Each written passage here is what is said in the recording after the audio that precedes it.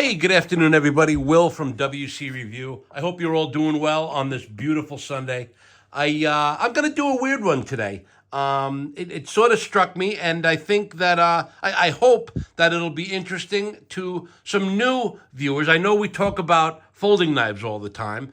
I happen to love knives, and in addition to my folding knife collection, I've developed and accrued quite an extensive fixed blade collection. So I'm going to share that with you today. It's going to be a long one, so feel free to skip around. But I'm just going to go in no order and no order of preference or anything. I've just tried to pull together all of the fixed blades that I can. There might be a couple that are missed, but we'll get all the heavy hitters, right? So let's start off with this one.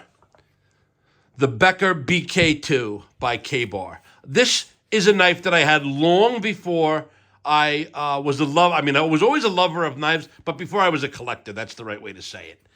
So this just is a knife that I always loved. It came with black plastic handles on it, and my brother actually got me this knife, and he said, you got to get these handles. It's an extra $50. So at the time, I said, let's do it. And it turned out to be a great decision. These are just micarta handles, but they make the knife. It looks a lot shittier with the black stock handles on it. But what a knife. 1/4 inch stock. It doesn't say. I'm not sure. It's probably 1095. That's what Topps uses. But a great fixed blade knife. I love it. I got to keep moving. Another thing I love about this is the sheath. It ain't going anywhere in that sheath. And it's got a soft top and a rigid bottom. Great knife. Again, this is going to be a long one, so I'll keep moving. Here is a real odd one that is another one that I do love, and I do actually carry this. And it's called the, I'm not going to get it. It's a Boker, the Arbolito, but there's a name for it, and I can't think of it. Forgive me. And I'm not going to waste time trying because, again, we're going to go long here. But it's made to carry scout style, and I'll type it in later when I post it. But check out the uniqueness of this knife. Look at that. It's got like a 2-inch blade on it, and it's got like the Cocobolo wood handle.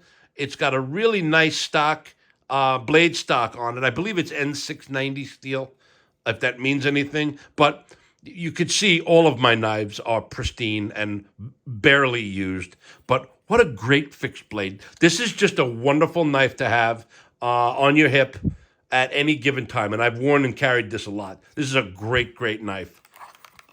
I'm trying to think. I'm so sorry. I can't think of the name, but fuck it for now. Here's another special one. My buddy Scab, the Work Tough Gear. I can't think of this one either, but let's just keep going. It's a Work Tough Gear knife, and my buddy Scab gifted this to me. Hold on a second. I can't. Hold on. I apologize. I'm using my magnifying glass. The Kitsune S. I'm sorry. Kitsune, because it's important if you guys like the knife and you want to look it up. The Kitsunes S. The Kitsune S. Another knife that I do carry. I just pocket it. I don't belt it. But a great little, it's kind of a good EDC knife and good sheath as well. Work Tough Gear. I have another Work Tough Gear that Scab inspired me, and this is the Nymph. I like this one actually even better. Sorry, Scab, but this one I like even better. It's really kind of a bare bones knife, but the blade is awesome, and you can actually see there's marks on it. I actually use this knife, but another great knife. Great price. It's like $150 for this knife, but I carry this all the time. It fits right into my pocket. Love it. Where's the other one? Oh, here it is. This is well, I'm drawing so many blanks, but the Devalin. I'm sorry. I actually put my buddy Aaron told me about this clip, and I finally found a use for it. Thick little mother. I love this. It's by Boker, but it's really the Devalin. They make a folder in this too, and they also make a tanto in this. It's a fun knife, and It's very easy to carry. It pops right in your pocket, and now I've even got a little pocket clip on it. So, love that one too. We've all seen this. I won't spend much time on it, but another sick knife, the Medford The Deep. .26 blade stock, SV90. Just a bad motherfucker. Great, great knife. It's made to be a dive knife, hence The Deep. But I know my brother wants this knife badly. I'm going to have to wind up getting him one. But it's not a knife you just go out and buy. It's rather expensive. But I love this knife. I don't carry it. So here's another one of the knives that started it all. And it was this one that started it all. By Tops, the Operator 7. Check this fucking thing out, guys. Right? I mean, you can't even, you can look at it and you say, wow, is that the blade? That is the blade. Wait until you see this thing. First of all, look at the badness. And this is the blackout edition, as you can obviously tell. Made in the USA, but it's got a .31 blade stock, 301 thousandths. But as far as fitting in your hand, it's 1095 steel. I know one of the things that Tops is famous for is their heat treat. So if that's impressive to you, check this knife out. It is a little bit big. However, it's got the recurve on it. It's got the choil you can cut up. If you're going camping, this is a really good knife, in my opinion, to bring with you. But I never go camping. This is a non-New York knife, so it really kind of sits. But I loved it so much that I wound up getting another one. Sorry for hitting the camera. This is the Acid Rain, the sheath. Now that was a free hanging. This is the dangle sheath. The other one was just had a clip here and clipped onto your belt. But the sheath on these is incredible. This is the Acid Rain edition. And again, they're all brand new. But listen to this thing hit home. Ready?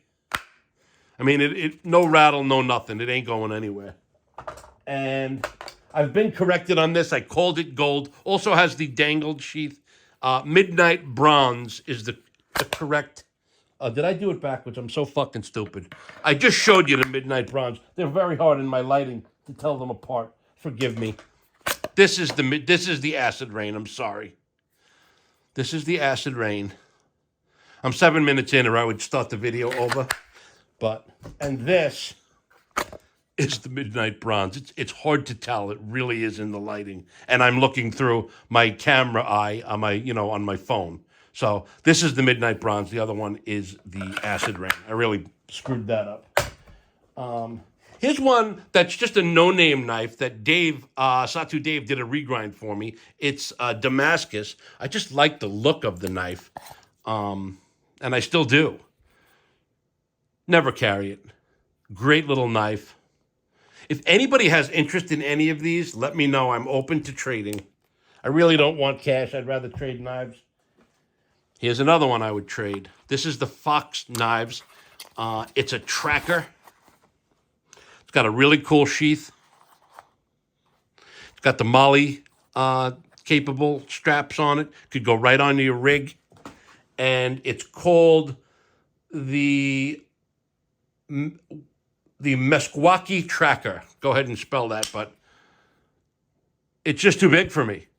And when I say it's a well-made knife, this thing is a clunker. It's not that heavy. I mean clunker by when it opens like a Medford. You can like feel it clunk into place.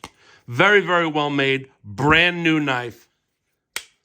If you're interested in a trade, I would trade this. Yeah. Yeah. A lot of people don't like backlocks, but it is a backlock. But a lot of fun. Moving along. Here is a little Schrade. Similar to the Dvalin, but it's really kind of a no-name little, keep it in your car sticker. Just fun.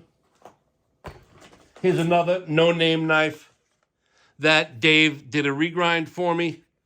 My brother turned me on to this knife. I thought it was cool looking. It had like a black coating on it.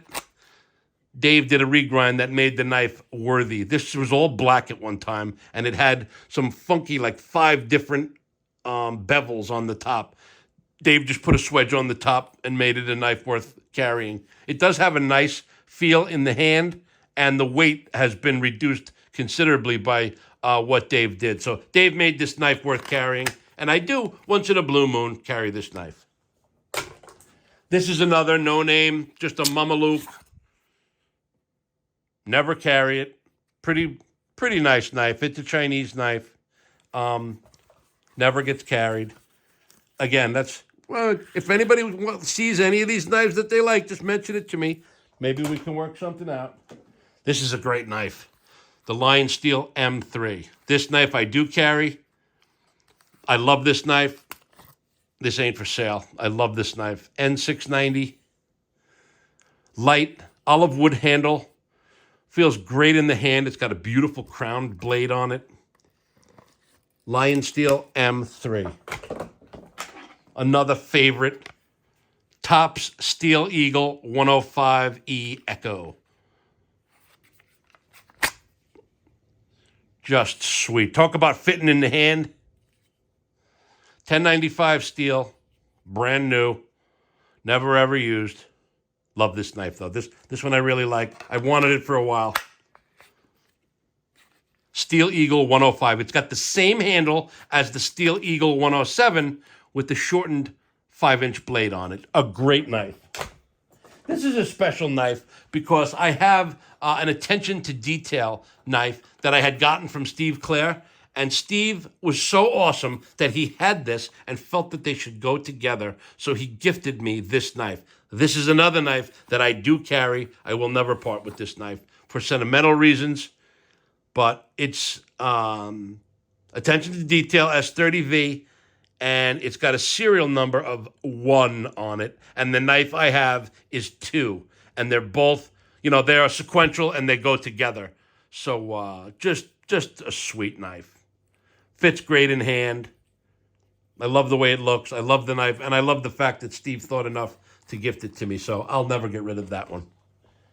I could go on about 20 more knives. So here's another, a Smoky Mountain knife catalog special. This is a great knife. It comes with a sharpening stone and a ferrule rod. It was like $35, and it's as good as any $150 knife that I have. It's like the Schrade S36. Hold on a second. The SCHF36. That's the model number. $35. It's got this vulcanized rubber handle. Great knife. That I never carry. But if you want a fixed blade and you have a limited budget, it's a fun knife and it's a really great knife. Schrade. Let's see. This is the Gil Hibben. This is actually a cool knife. Another knife I never carry. What is this called? The Sidewinder? This is more of like a show knife. But if you ever wanted to use it, it certainly is usable. And I will tell you another thing, super comfortable in the hand. Gil Hibben is, more of like a novelty knife guy now, but he's also a real knife maker and makes some real good stuff if you like him. Here is its brother. I believe this is the Sidewinder, and there's a name for that one that I just can't think of. But it comes in a really beautiful sheath. It's a very similar knife.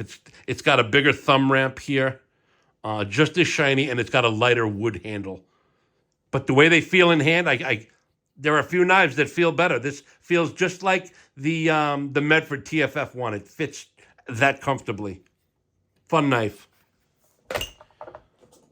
What else do I got? That's really the bulk of it. Oh, I got this free for buying some cold steel stuff from DLT Trading. Just like a $30 knife. It's a little, a little sticker. Keep it in your boot. But it's fun. Kyoto 2. If you look at it, it's listed for like $25, $30. I got it as a freebie. Nice. And this is a Smith & Wesson. I've had this again. I've probably had this knife for 20 years. A boot knife. Again, just good for nothing but sticking. But this has had some use over the years, too, and I've never stuck anybody with it. But I've used it. When I had a bike, a Harley I used to ride. I used to carry this with me all the time. And it did get some use. Fun knife. All right, we're at 15 minutes. If you're still here, God bless you. And thank you all. And I'm sure I left something out. But for now, that's it. Have a great day and say hello to Lorenzo for me. Bye, guys.